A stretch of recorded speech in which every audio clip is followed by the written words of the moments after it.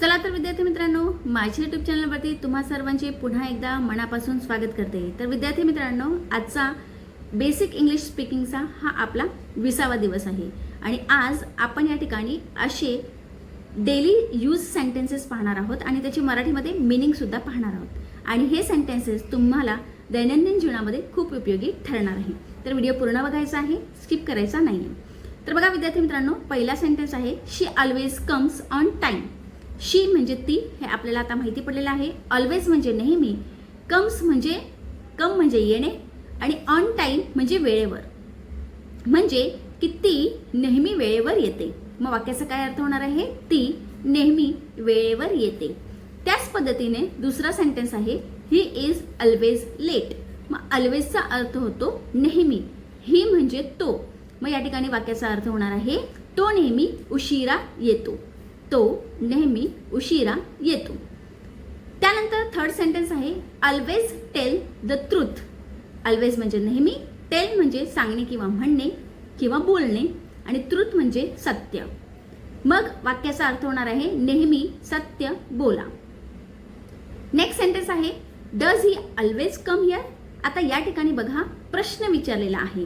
हा जो चौथा सेंटेन्स आहे त्याच्यामध्ये प्रश्न विचारलेला आहे की तो नेहमी वेळेवर येतो का?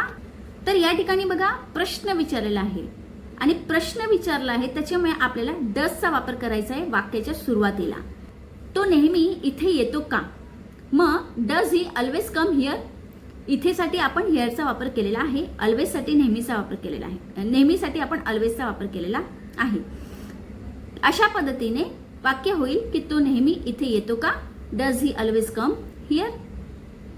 आता विद्यार्थी मित्रांनो, आपल्याला समजा एखाद्याने प्रश्न विचारला की काल तू काय खाल्लं किंवा काय खाल्लं होतं, ठीक आहे, असा जर आपल्याला प्रश्न विचारला तर तुम्ही काय म्हणाल की आय इट दाल राईस किंवा आय इट बिर्याणी, अशा पद्धतीने तुम्ही म्हणाल तर ते वाक्य चुकीचं ठरणार आहे। तर बघा विद्यार्थी मित्रांनो, जेव्हा आपण पास्ट टेन्स म्हणजे भूतकाळाचा वापर करतो तेव्हा इट नाही तर एट आपण म्हणणार।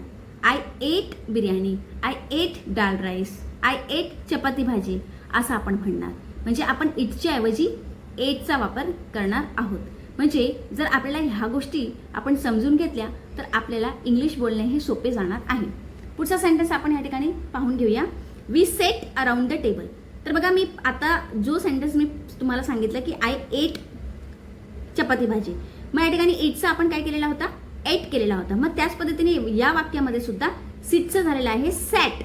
सीट म्हणजे बसणे आणि सॅट म्हणजे बसलो, ठीक आहे, किंवा बसले, किंवा ही जी क्रिया आहे ती झालेली आहे। मग या ठिकाणी वाक्याचा अर्थ होणार आहे आम्ही टेबलाभोवती बसलो। We sat around the table, आम्ही टेबलाभोवती बसलो।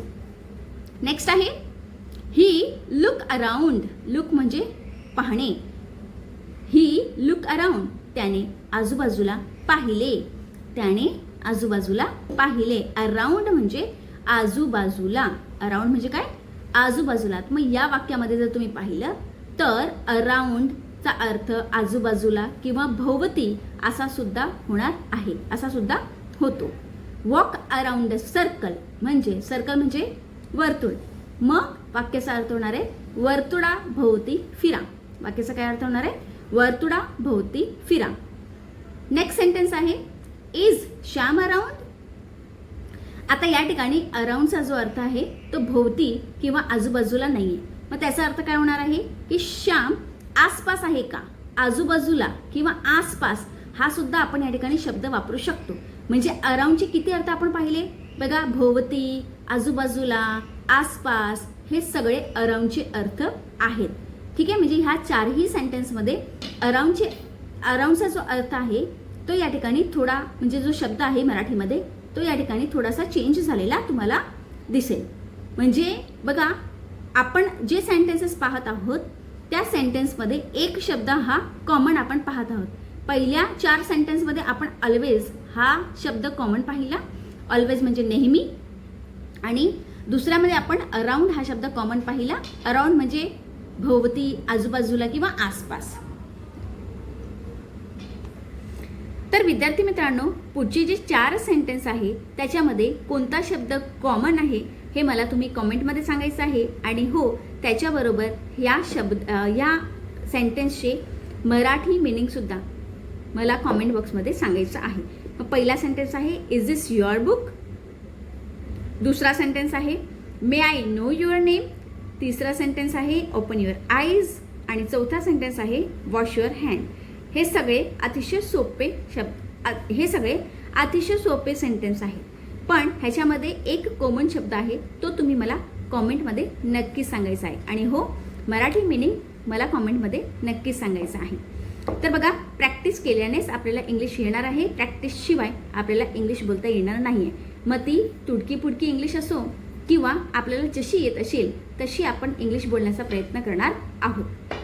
आता अजून आपल्याकडे 10 दिवस राहिलेले आहेत आणि ह्या 10 दिवसांमध्ये आपण वेगवेगळ्या सिच्युएशननुसार डेली यूज सेंटेन्समध्ये जेवढे पण सेंटेन्सेस आपल्याला कव्हर करता येणार आहेत ते सगळे सेंटेन्सेस आपण कव्हर करणार आहोत.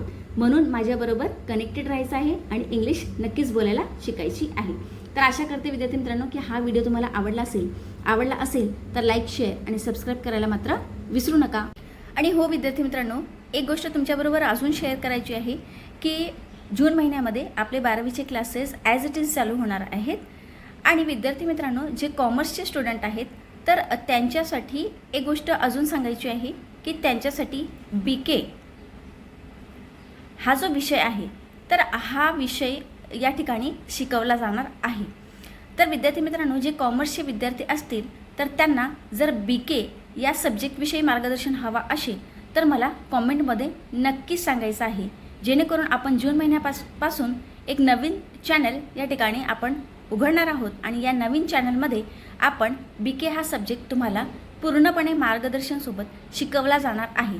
आणि हो, 100% यशाची गॅरंटीसुद्धा या चॅनलवरती आपल्याला भेटणार आहे.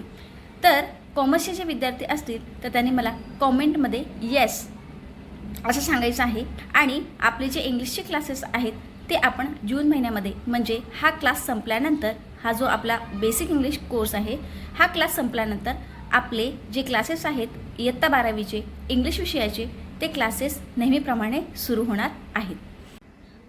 आणि वन मोर थिंग, एक गोष्ट तुमच्यासाठी अजून आहे की ज्यांना ऑनलाईन इंग्लिशचे क्लासेस हवे असतील त्यांनी मला लगेच कॉमेंट करायचं आहे. विद्यार्थी मित्रांनो, खूप दिवसापासून ऑनलाईन क्लासेस घेण्याची इच्छा आहे पण तुमचे कॉमेंट येत नाही किंवा तुमचं सहकार्य मला भेटत नाही आहे.